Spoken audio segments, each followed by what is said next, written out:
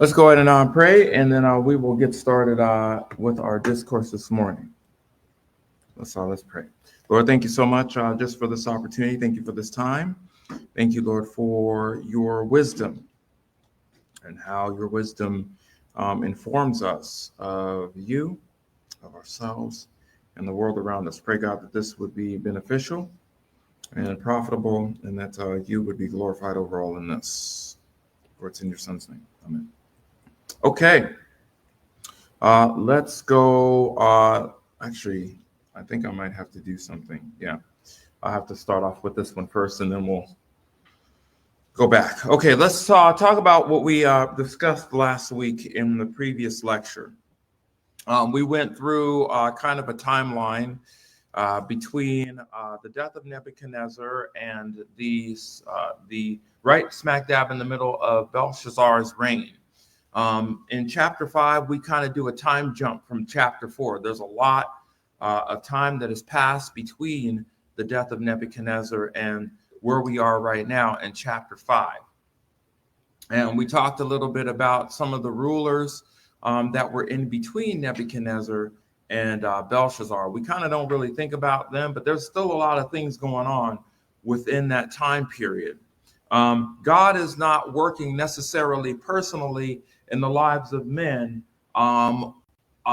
in an ostentatious way at this time. Otherwise, we would see that Daniel would record some of these things. However, there were a couple of battles. There were a couple of there was some intrigue, right? And at this point now in chapter 5, we're coming up to a time where God is going to do something very unique within this chapter. There's much going on between the death of King Nebuchadnezzar and King Belshazzar. In several generations, the God of the heavens was forgotten in the mind of the king. Remember, it was very clear in the mind of Nebuchadnezzar. But when he died, there was a couple of rulers that took over and began to start to reinstitute some of these beliefs of these false deities. They went right back to possibly what they were doing. And therefore, in the minds of the Babylonians collectively, wherever the king goes or whatever the king believes, that's what most of the subjects believe. It is in this light that the reader, again, is introduced to King Belshazzar. So this is our timeline right here where we are right now. At some point, like I said, I'll create a timeline for you guys if you guys want that. From 555 to 539 BC, we have Nabonidus, who rules over Mesopotamia, and with that, the region of Babylon and its city.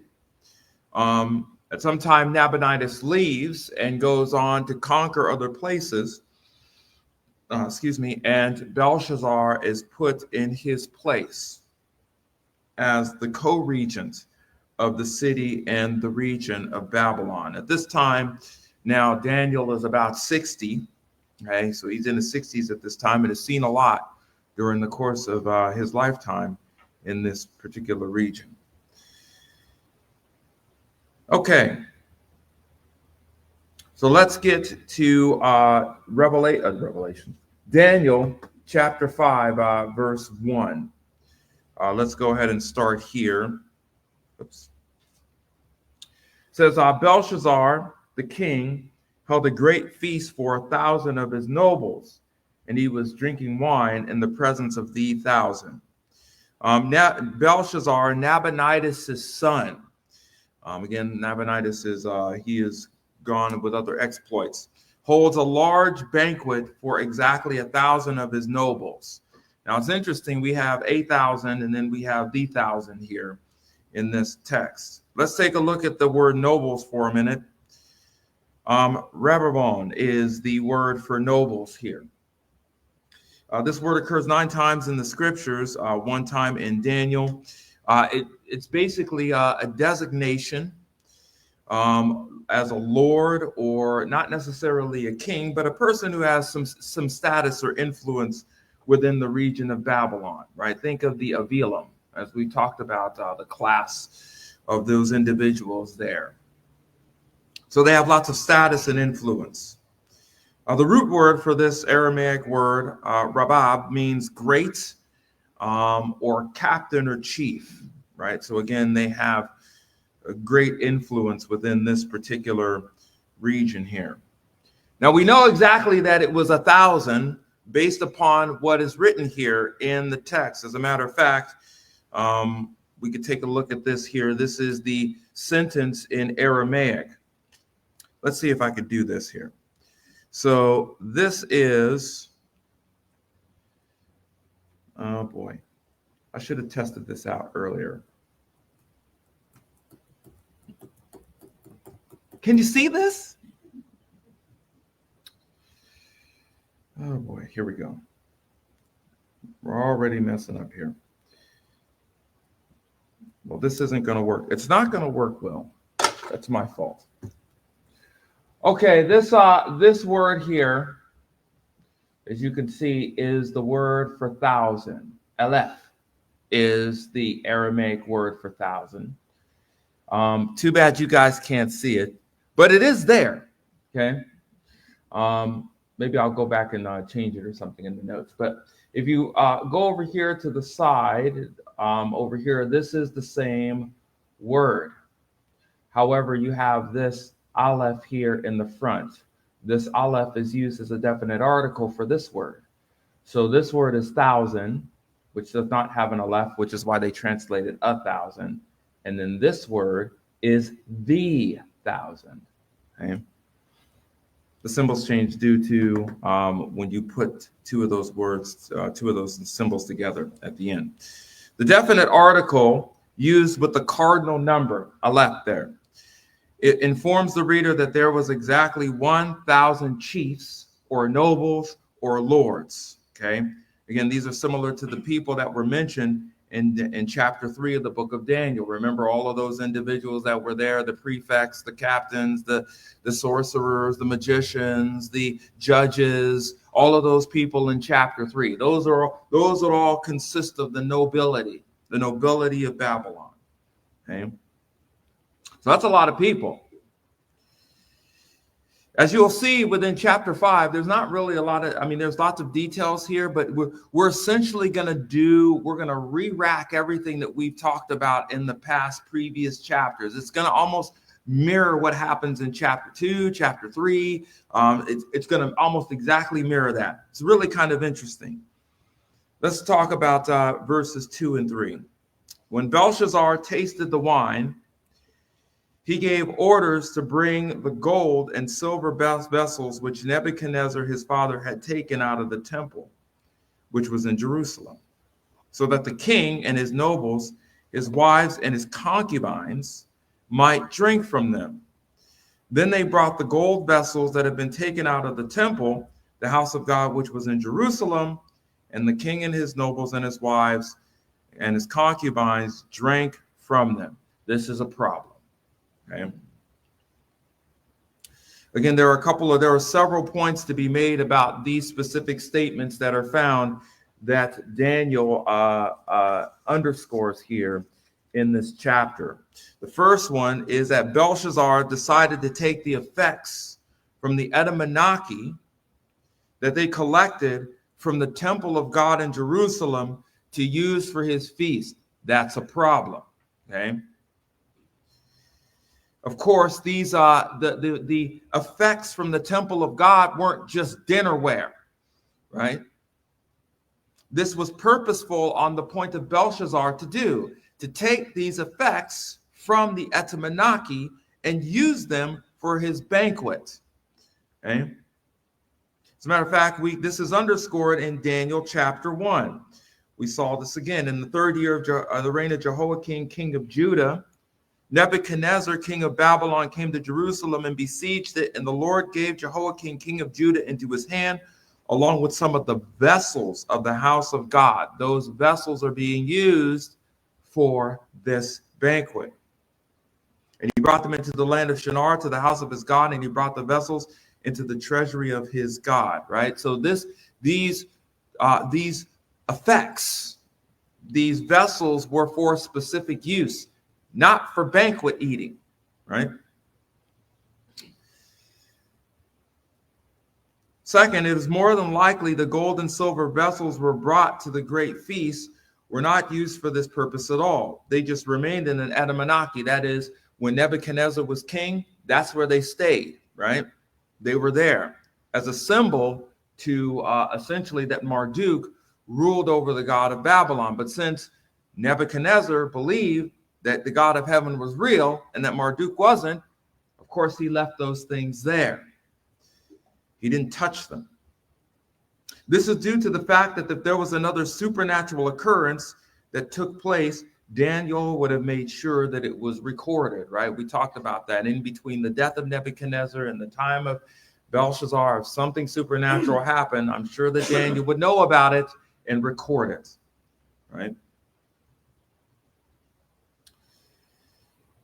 Number 3, the vessels Belshazzar gathered for the great feast were not only set apart for the use of the temple in Jerusalem, but they were reserved for the Levitical priests. Now, as far as I can tell, there ain't no Levitical priest in Babylon. How do we know this? Well, we see this. You don't have to turn here, but if you have the notes, it's written there. In 2 Chronicles, chapter 5, verses 2 through 5. It says, "Thus all the work Solomon performed for the house of the Lord was finished. And Solomon brought in all the things that David his father had dedicated, even the gold and silver and all the utensils. So Solomon built the temple, right, in Jerusalem, and they're dedicating all of the gold and silver utensils. You know, those things that Belshazzar is using, right, at his celebration. You know, the ones that the concubines and his wives are drinking from. All of those, and put them in the treasuries of the house of God. Then Solomon assembled to Jerusalem all the elders of Israel and the heads of the tribes and the leaders and the fathers and the household of the sons of Israel to bring up the ark of the covenant of the Lord out of the city of David, which is Zion. All of the men of Israel assembled themselves to the king at the feast, which is in the 7th month. Then all the elders of Israel came, and the Levites took up the ark. They brought up the ark and the tent of meeting and all the holy utensils which were in the tent. The Levitical priests brought them up and essentially put them into the temple. Now, I would like to turn our attention to one other text. If you could please go with me to 2 Chronicles. I want to take a look at this one. This is an interesting one.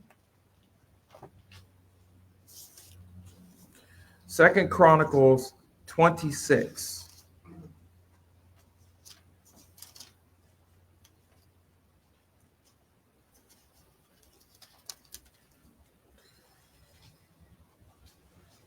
This is King Uzziah and his failure.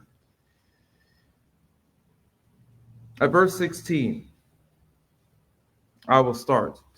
But when he, that is Uzziah, became strong, his heart was so proud that he acted corruptly, and he was unfaithful to the Lord his God.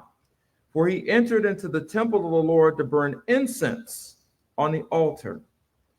Then Azariah the priest entered after him, and with him 80 priests of the Lord, valiant men. They opposed Uzziah the king and said to him, "It is not for you, Uzziah, to burn incense to the Lord, but for the priests, the sons of Aaron, who are consecrated to burn incense. Get out of the sanctuary, for you have been unfaithful, and you will have no honor from the Lord God." But Uzziah, of course, with the censer in his hand for burning incense, was enraged, and while he was enraged with priests, the leprosy broke out on his forehead before the priests in the house of the Lord beside the altar of incense. Uzziah, the chief priest, and all the priests looked at him, and behold, he was leprous on his forehead, and they hurried him out of there, and he and himself also hastened to get out because the Lord had smitten him.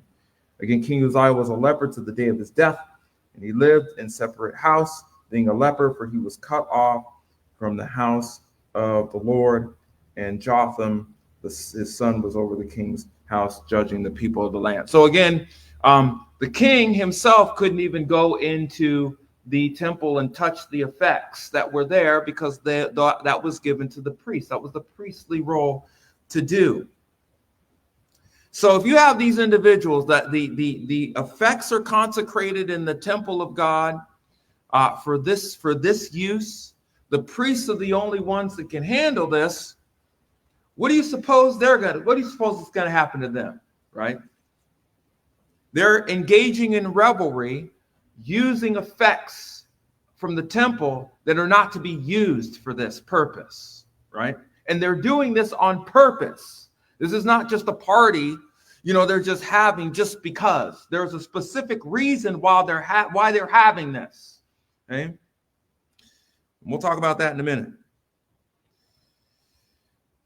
Again, the group of the people who were using these vessels, that is these cups, all of maybe the candelabra, all of these things that are from the temple, they're using this. Belshazzar himself is using this. Belshazzar's nobility is using this. His wives are using this, and his concubines are using this. What a party. All of them are touching from these things, drinking from these things, pouring wine into these things.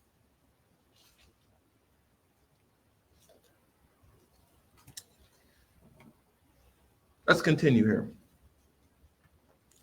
Because of what Belshazzar is doing, and all of the people that are surrounding him that are promoting this particular conduct and this mentality, this attitude, this act also underscored that Belshazzar did not consider the God of heaven important and refused to recognize him like Nebuchadnezzar did in the past. Although I would say what he's doing is a little bit worse because, again, he's taking effects that aren't to be used for this purpose, for using them, for drinking from them and eating from them and all of these things. We see this in Daniel chapter 5, verse 4. They ate wine, or they drank the wine, not a problem, and praised the gods of gold and silver, of bronze, of iron, wood, and stone. Oh boy. So not only are they using these effects, but they are acknowledging these false deities. This is how we know that time has passed and that the God of heaven has been forgotten, because they're actively using the effects from the temple of God to praise these other deities. That's a problem. Okay? That's a big problem. Simple statement, but some interesting points here. Let's look at the word praise. Shebach is the Aramaic phrase here. 5 times it occurs in the scriptures. It only occurs in the book of Daniel. It means to praise or to adore, to recognize, to acknowledge, to esteem, right? This word, whenever it is used in Daniel, is a recognition of a person, a human being, or a deity by way of their words or their speech. This word is used both by Daniel in chapter 2 when he praises the God of heaven for revealing the mystery of the dream to him after they appealed to God to do that.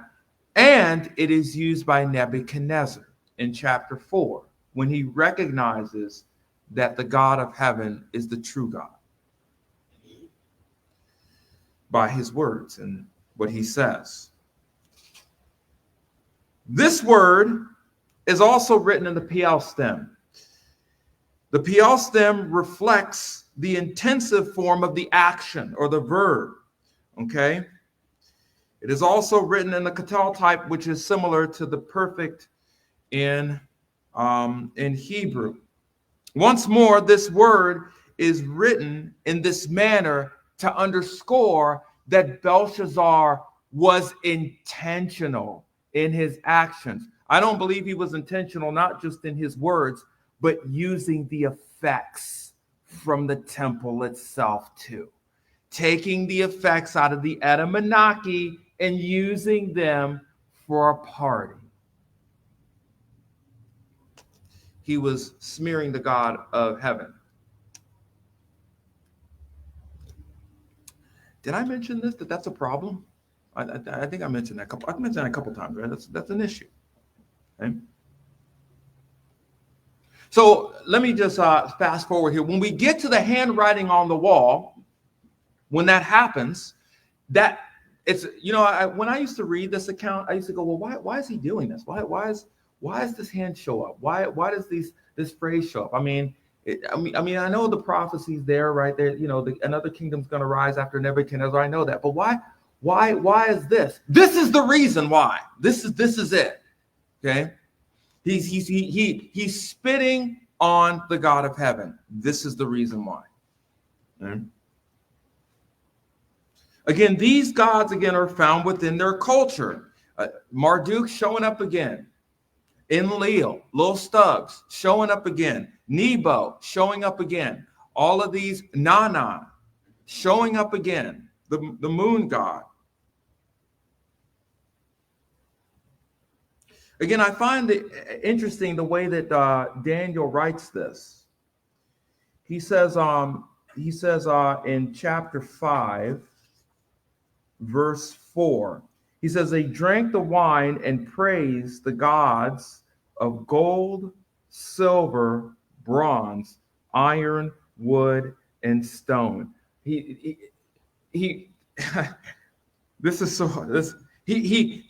acknowledges that these gods, these false gods, only exist in the minds of the material that they're made of. He emphasizes that these gods, they do not exist. They're just praising figurines, statues. That's all they're doing.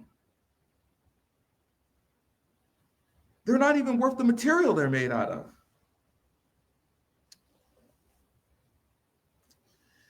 Chapter 5, verse 5.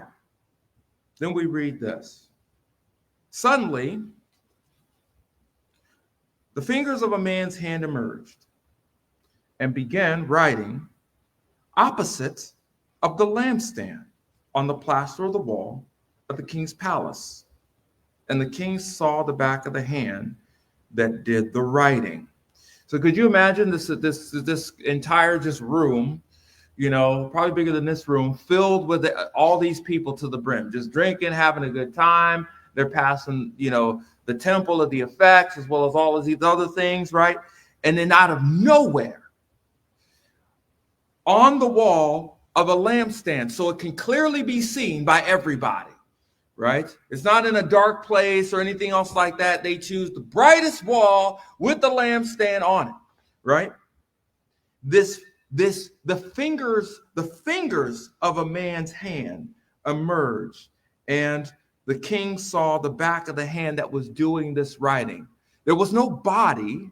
It was just a hand. And I'm sure that this hand was pretty huge, considering that this is a huge room, right? With lots of individuals. At this point in the celebration, in the middle of the celebration, having a good old time, Belshazzar notices just a man's hand writing on the wall of the king's palace. Now, if we were hanging out and having a party, our Christmas party's coming up, right? I don't think it's going to happen here, but if it did, I think everyone would probably be out of their minds screaming, right? What in the world is this? Well, of course the king's face grew pale, right? And his thoughts alarmed him. No kidding. And his hip joints, I love that, went slack and his knees began knocking together. How fun. Daniel, you're so funny. The king's face, upon seeing his hand in his writing, his countenance changed. That's what the king's face, that's what it means. His countenance changed. His thoughts alarmed him, and he became so weak in the knees he could hardly speak. I doubt anyone knows that reference here. But if you do, you and I are friends to the end. Okay. Essentially, he sees the writing on the wall and he becomes terrified. Absolutely terrified. I would be terrified too. I have no idea what this writing is. and a man's hand just showed up and began to start writing. This is crazy, right? Verse 7, we continue here. The king called aloud to bring in the conjurers, the Chaldeans, and the diviners. The king spoke and said to the wise men of Babylon, any man who could read this inscription and explain its interpretation to me shall be clothed with purple and have a necklace around his neck and his authority and have authority as the third ruler in the kingdom. Doesn't this sound so familiar? This sounds so familiar. We've done this before, right? We've seen this before, right? We're doing this again. Okay? The first time it was a dream that terrified Nebuchadnezzar. This time it's writing on the wall that terrifies the king. Almost in a repeat of chapter 2 and even chapter 4, using a dream of God that God sent to Nebuchadnezzar. The king of Babylon is terrified by his thoughts and what he saw, and orders the same people. Okay, now most of them are already there, right? The nobility is already there, right? Some of them are not, but he orders the same people to come and read the inscription on the wall of the hand that was left for them to read. So the whole celebration stops, right? Drinks are full, they stop. The music is stopped. Everything stopped, right? We got to figure this out. So he calls all of the astrologers, the magicians, the conjurers. Hey, you guys got to figure this out, okay? Because I need to know what this means. Now, what about Chaldeans? Remember Chaldeans? 13 times it occurs in the scriptures. It only occurs in Daniel. It could refer to those living in Mesopotamia. However, I believe based upon the context here, these are the chief astrologers. He's bringing in the big guns for this, right? The ones that have excelled in their astrology reading, okay, and their mysticism. He's bringing in the chief of the chiefs here, okay?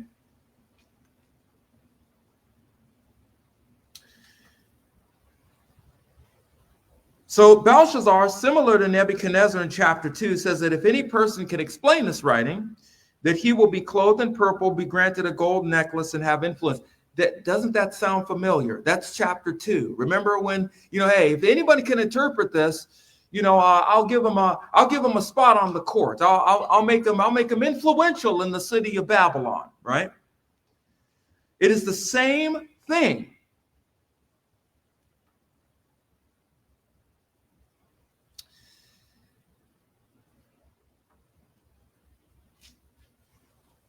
So he is offering essentially to be a third ruler.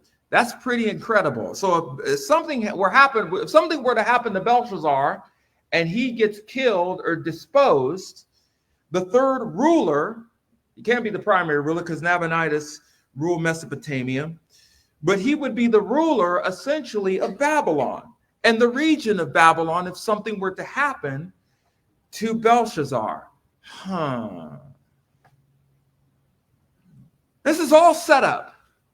I like this. This is all set up, right? In Daniel chapter 5, verses 8 and 9, we read this. Then all the king's wise men came in, but they could not read the inscription made or make known its interpretation to the king. Then Belshazzar was greatly alarmed, and his face grew even paler, and his nobles were perplexed. If this were a movie, if I were a director, I would make this into a pure comedy. This would be a pure comedy to me. This is some comedic gold right here. I mean, just the back and forth with you guys are wise men. You guys can't read this? Are you guys retarded? Are you guys stupid? I didn't mean to use that word, but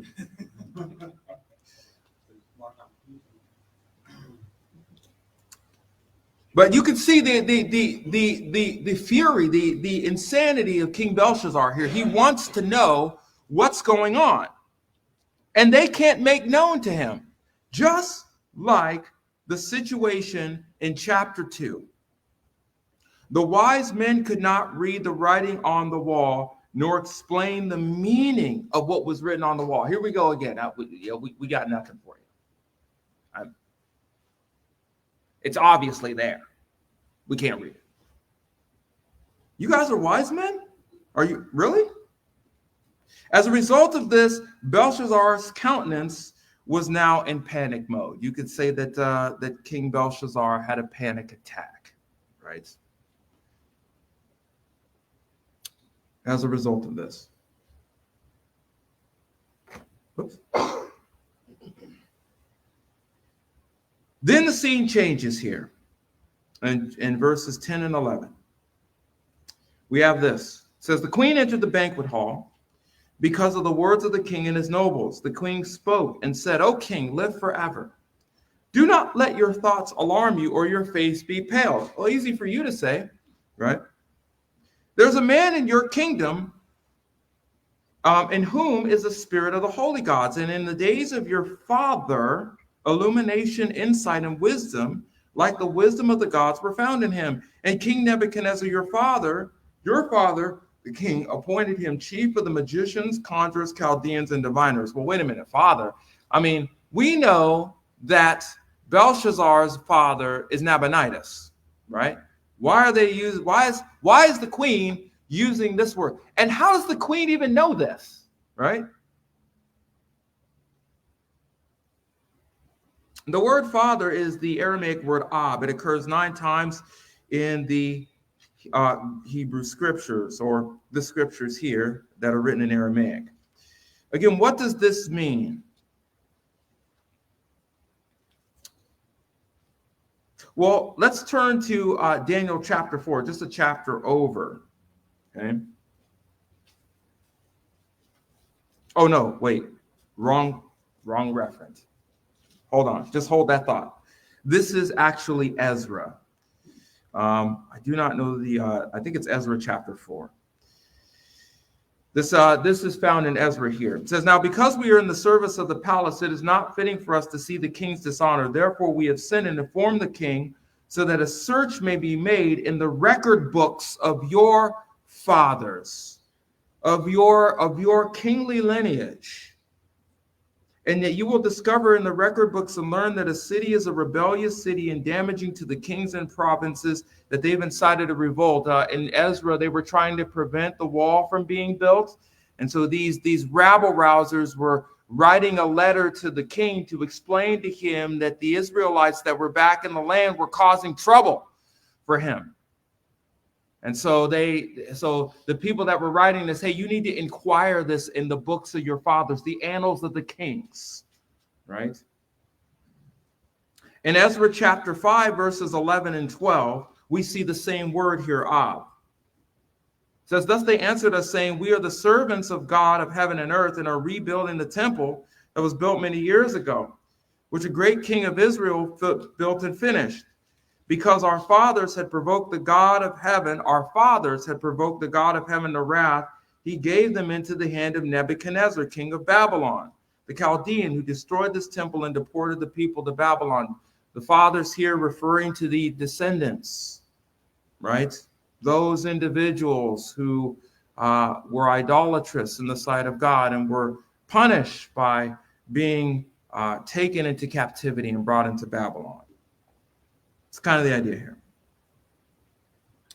So father, in one sense, does not mean that like the physical father, right? In this particular context, the word father is discussing the royal lineage of the kings and the people of Babylon, that he is a descendant of Nebuchadnezzar and has a kingly line associated with that. Okay. So another noteworthy question that kind of comes to mind is, how did the queen even know about Daniel? Remember, there hasn't been any action between after the death of Nebuchadnezzar and during this time. This is the first time that anybody's ever seen this. Like, you know what I'm saying? This is a whole new group, right? Well, first of all, we're not given the answer. It's not like the queen goes, well, I know this by ... She does not state that. However, I believe based upon the language that the queen uses, that is recorded by Daniel, we can come to some conclusions as to how she knows this. First of all, she uses the phrase Spirit of the Holy Gods. She uses that phrase. Okay? That's a very unique phrase. Okay? It only occurs 4 times here, and it only occurs in the book of Daniel. It doesn't occur anywhere else.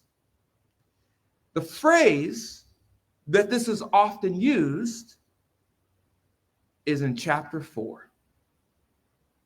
In chapter 4, verses 8 and 9, Nebuchadnezzar writes this again, but finally Daniel came in before me, whose name is Belshazzar, according to the name of my God, and in whom is the spirit of the holy gods. And I related the dream to him, saying, O Belshazzar, chief of the musicians, since I know that you are a spirit, since I know that a spirit of the holy gods is in you, no mystery baffles you, tell me the visions of my dream which I've seen, along with its explanation or interpretation. Okay? This phrase is also used in verse 18 of the same chapter.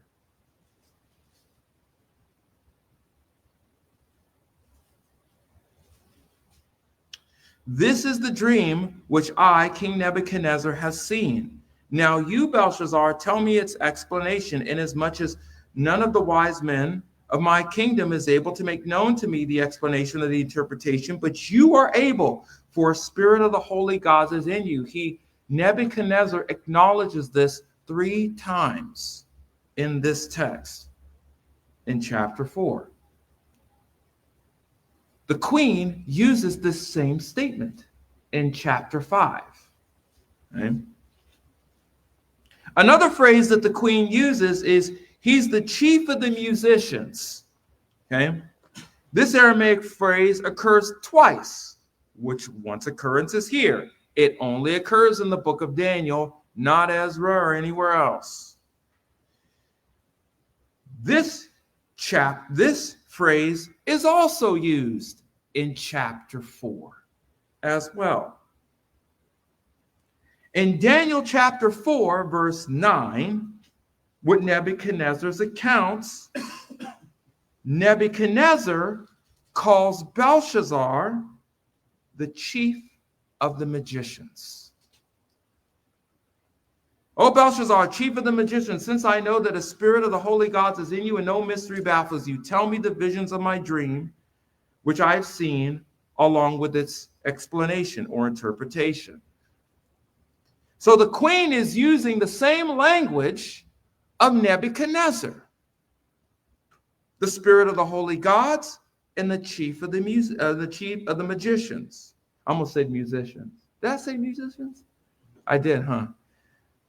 Chief of the musicians. Well, not so much, but the magicians. Mm-hmm. In Daniel chapter 5, verse 12, the queen says this. Okay? This was because of an extraordinary spirit. Knowledge and insight, explanation of dreams, explanation of enigmas, and solving difficult problems were found in this Daniel, whom the king named Belshazzar. Let Daniel now be summoned, and he will declare the explanation. This statement that the queen said can also be underscored in chapter 4 as well. Again, in chapter 4, verse 9, we read the following statement, very brief, but I believe it captures the essence of what the queen is saying. O Belshazzar, chief of the magicians, since I know that the spirit of the holy gods is in you, and no mystery baffles you, tell me the visions of my dream, which I've seen, along with its explanation. I'm convinced, based upon the language, that the queen read Nebuchadnezzar's testimony. Remember, I told you that Daniel 4:9 is not just for the Jewish people, but this concerns the history of Babylon. And when a king writes something by way of a scribe or one of his servants, everybody's supposed to pay attention to that. That's very important.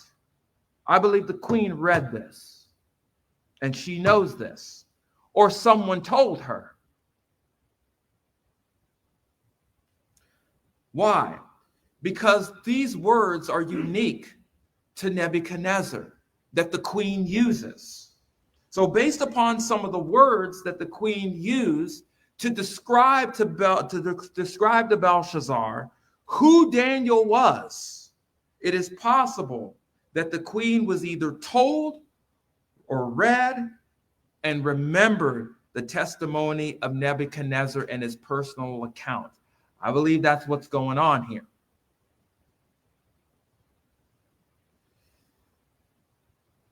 Daniel is the one that could tell you. We know that because of what Nebuchadnezzar wrote. Summon him, and he'll tell you.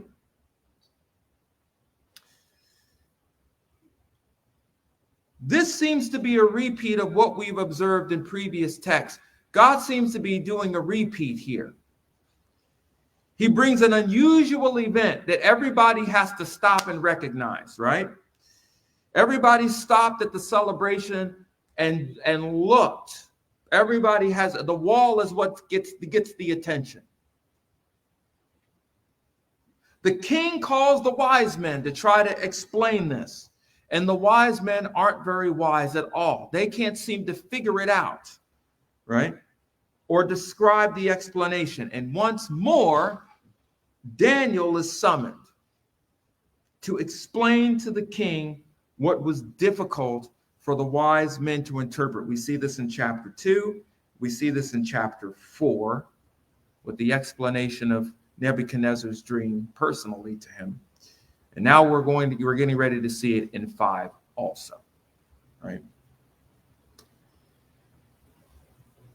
There's only 2 teachings for this, so we will finish this chapter, Lord willing, next week, right? And then we will speed into chapter 6 after that. Let's go ahead and pray. Lord, it is very, very, very cool. It is so amazing to see how you work and the language that Daniel uses intentionally to describe these events.